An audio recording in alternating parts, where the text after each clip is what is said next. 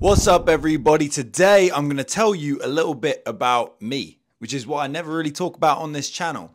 But you know what? I think it's time that I let you all in a little bit on my life. My name is Matthew Smith. I run Unprecedented Grace, also known as Matt Smith TV with an F because there's too many people called Matthew Smith in this world. Thanks, mom and dad. But look, recently I did a poll and I said, what would get people, what would get y'all, my subscribers, to watch more of my long form content? You guys love praying with me every morning. You do watch my long form content, but I would like you to see more of it because that means I'm serving you. The thing that you guys hit is more stuff about me, more personal content. So here we go. Let's talk about it. So I guess we should start with when. I was born in 1997, in August of 1997, about 3 weeks before Princess Diana died, just to put you in historical context. We talk in the south of England, right? I was born in Aylesbury, at Aylesbury Stoke Mandeville Hospital in Buckinghamshire. We just say Buckinghamshire, but you know, you go on and pronounce it Buckinghamshire. We were probably about 45 minutes away from London on the train, due northwest. I nearly died when I was born. My mum didn't dilate properly. She was in like 36 hours of labor, and then I was in the hospital for like a week and a half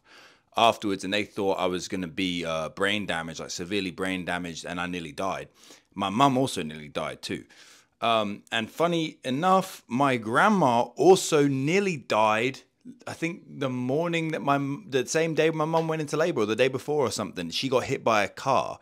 Now, she didn't almost die, but she almost died, if this makes sense. So the car ran up on the grass verge. She knelt down and leant backwards, and the car drove over her bent legs. So it was very close to completely killing her, but she walked away with bruising. Like, I think she walked the next day or even later that day or something. I was a big baby, about 10 1/4 pounds. They didn't put me in an incubator because I was too big, because most of the incubators were made for premature babies, but I was actually 2 weeks late. I was a real big baby, and that's probably why I didn't pass through my mum's birth canal easily, and she had to have an emergency cesarean. My mum and dad, they both worked. My mum worked in medical writing, like doing reports on drugs and treatments and stuff. My dad worked in a children's home, and then as I got a bit older, he was a builder, and then he started working in various charities with horses, and he also did some work with autistic children and things like that. When I grew up, I was always real sporty. My first love was actually cricket. That was a sport I really liked. I used to play with the kids in my street. Cricket is like English baseball, right? Like, imagine baseball, but you're allowed to hit it behind you. There's just a lot less rules and regulations, and the game can last all day, and on the professional level, it lasts for 5 days. And you might score hundreds of runs yourself in one inning. A lot of the language you'll have from baseball is actually from cricket. But that's what I love playing. That's what I grew up playing. I was very aggressive. I used to hit the ball very hard. I used to bowl quickly, but my back started to hurt, so I stopped bowling and just batted. Bowling is pitching, basically. And I just started batting. But I don't have the best eyesight. I actually had a lot of, so, you know, that kind of affected my ability to see the ball when the bowler started getting quicker as we were getting older. I actually had a bunch of stuff wrong with me growing up. I had epilepsy growing up, so I had seizures pretty often. Nothing serious. They weren't full body or anything, but I used to take pills all the time for that until I was like 11 or 12. I kind of grew out of it. But one thing that you didn't know about my family or about me is my family are horsey people. They love horses, right? Like, my mum and dad met at a stable yard, at a horse yard in maybe Newmarket or something. I don't know. I need to ask her that. But yeah, so when I got to about 6 or 7, I remember they wanted to get me into horse riding, and I hated it because the person teaching me was really mean or whatever. And I got to like 9, and my dad was like, forget this, I'm gonna teach you myself. So we started riding horses, right? And we were in the countryside, so there's a lot of things to do like this, but I just played cricket, and I also played rugby at the time. So this was like a new thing for me. Rugby is like football with no pads and no downs. You just keep on playing, keep on playing, keep on playing. I loved rugby. I was really aggressive. I was good on defense. I was good at tackling, and I was strong. That was kind of my thing. Rugby was probably my best sport when I was a kid, until I started riding horses, and we played this sport called polo cross. Polo cross is like lacrosse on a horse. It sounds goofy. It looks kind of goofy too. I'm gonna input a video of me playing and a horse, which by the way weighs about 1,100 pounds, falling over backwards, almost onto me, but I kind of squirm out the way and get out the way. That was when I was like 17, 18, but I'm gonna try to put that video in, hopefully. Little rewind. When I was about 7, my mum said to me, Matt, what have you always wanted? She woke me up really early in the morning. I was like, what do you always wanted? She said. I was like, I don't know. She was like, think about it. What have you always wanted? And I was like, a dog? She's like, no, you've always wanted a brother. And I was like, I was thinking I always wanted a big brother. I was like, you're adopting an older brother? And she was like, no, I'm pregnant. Okay, now comes along my little brother, Ronnie Smith. That's my boy. He's 18 now. He was born in October 2005. And he was very different to me. I was a very quiet, kind of peaceful baby. I feared authority. Like when my mum or my dad told me off, I felt bad about it. My brother, man, he was a monster. He wasn't necessarily malicious or nothing, but he was just wild kid. He used to put anything in his mouth. I remember he once tipped over a big bucket of horse food, and it's called sugar beet, the type of food it was. Big bucket. I'm talking like probably a 20-gallon bucket.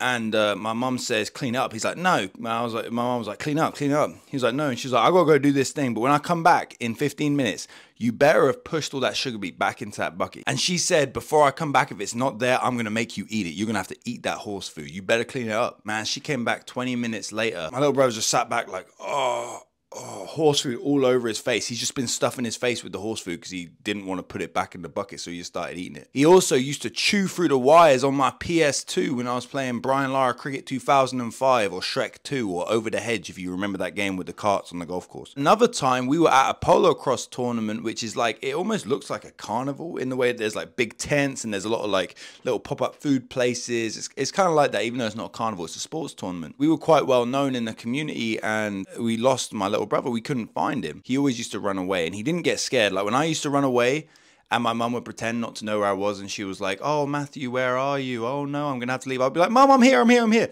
Not my little brother. He was trying to go. He was always trying to dip. He went missing, and my mum told the people running it, and they put out on the mic on the tannoy, Ronnie Smith, your parents are looking for you. We've lost you. Everybody, you know what Ronnie looks like. Please, if you find him, can you grab him and take him over to the events tent or whatever it was? Man, tell me why. This is like 2009, so he's 3 or 4. I'm walking around looking for him, and I find him in a garbage can eating fries out of the garbage can. He's climbed up, like there was like some pallets on the side of this, basically a dumpster, and he's climbed up and climbed in there, and he's just eating somebody's food that they've thrown away. So that's my little brother Ronnie, but he's cool. He doesn't do that anymore. He's actually kind of grown out of that.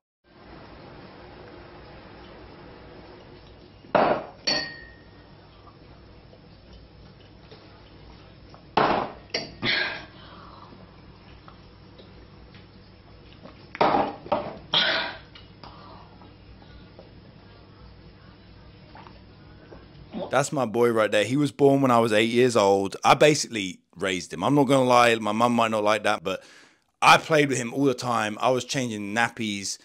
I was with that kid a lot, and we played a lot together. I was basically his plaything. Like I constantly was playing with that kid, and I was rough with him too. Like I did some mean things growing up that I kind of regret. Not like crazy, but like, I don't know, like trapping him under the blankets and stuff so he couldn't breathe, like scaring him and stuff, which isn't cool, but he tells me it traumatized him. But he turned out okay. He'll be all right. He'll be cool. But I probably shouldn't have done that. I would, if I found my son doing that one day, I would whoop my son pretty good. So, but yeah, you know, we get along real good now. He still lives in England. He's just finishing up. He just finished up school a year or two ago, and he's working, so he's doing his thing. So yeah, anyway, polo cross, the sport I was talking about earlier on the horses, starts getting bigger and bigger in my life, and I start getting really good at it, and by the age of 12, I got selected for the United Kingdom under-16s team. I'm also playing cricket for the district, which is like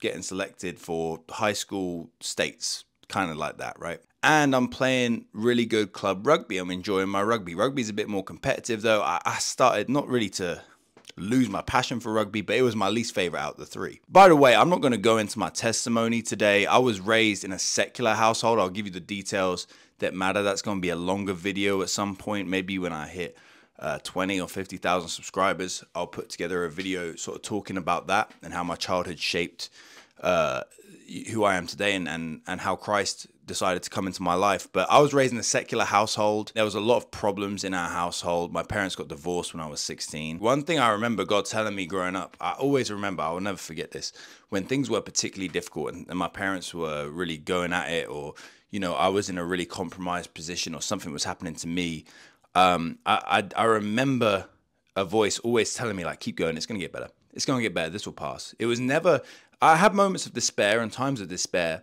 but there was always enough of a voice telling me like, this is not how your life is always going to be. It's going to get better. It's going to get better. Another thing about me, I always found myself at various different schools getting bullied. And a lot of the time it wasn't like getting beat up or like nothing like that, but it was just like incessant teasing or exclusion. Like I remember as young as like 7, my mum used to pick me up at lunch because she used to work from home. So she used to pick me up at lunch and hang out with me because I didn't have any friends at school. So she asked the school if she could hang out with me during lunch because nobody wanted to be around me. And it was quite weird. I had this friend, good friend, I used to get the bus to school with, and I was close with and I played rugby with, and he was always cool with me one-on-one, but he always used to like persuade everybody that I was an idiot or that I just wasn't worth being around or like I wasn't a good guy or whatever. And nobody used to like me because he was really popular. But then one-on-one, he was always cool. And I kind of hated myself for being cool with him one-on-one because I was like, why don't you just stand up for yourself and do something to this kid? I don't know. It's weird. I didn't have much of a backbone growing up, but it taught me a lot. It taught me a lot about why people do certain things and also how to stand up for yourself. The way to stand up for yourself is you draw a very hard line and you do it early and you do it immediately, because the truth is I can only give you grace if I hold myself with dignity. If I let you take a complete advantage of me, then I am in no position of strength to even give you grace, right? So that was something I always contended with. I remember I even got bullied and teased in like year 7, so like 6th grade, for being gay, even though I wasn't gay. But kids were just like, oh, he's never had a girlfriend, this, that, and the other. And like, it was just like a big running joke. And it's like, okay, haha, say that once or twice, but like every day for like a year, like, come on, bro. That's like messing my life up. Like I have to go to school every day.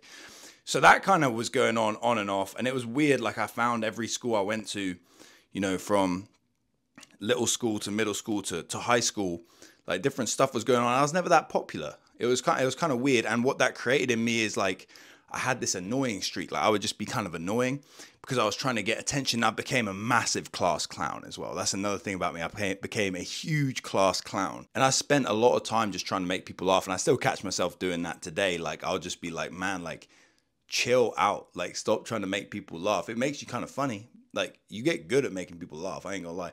But at the same time, it is like, no, it takes your dignity away from you. And it's not what God designed you for. He didn't design you to be a clown. He made you fearfully and wonderfully in his image, and he's no clown. So that's another thing God's been helping me with since I got saved. So that was a big feature of my childhood. There was a lot of, I was also very exposed to sexual stuff growing up, and not just pornography, but also like a lot of older women, girls in their late teens when I was in my early and preteens. That happened a whole bunch growing up, and you know, that has been a lot to unpack since I got saved. Again, I don't want to get too deep to go towards my testimony or give away any details or tell any real stories, but that happened a lot. And then 2013, so my parents split up in 2013 when I'm 16 years old. And that was kind of, again, a long time coming. That didn't feel too impactful because life was already crazy and just stupid at that point. I was playing a lot of sports. I was doing a lot of stuff. I was really into polocrosse at that point.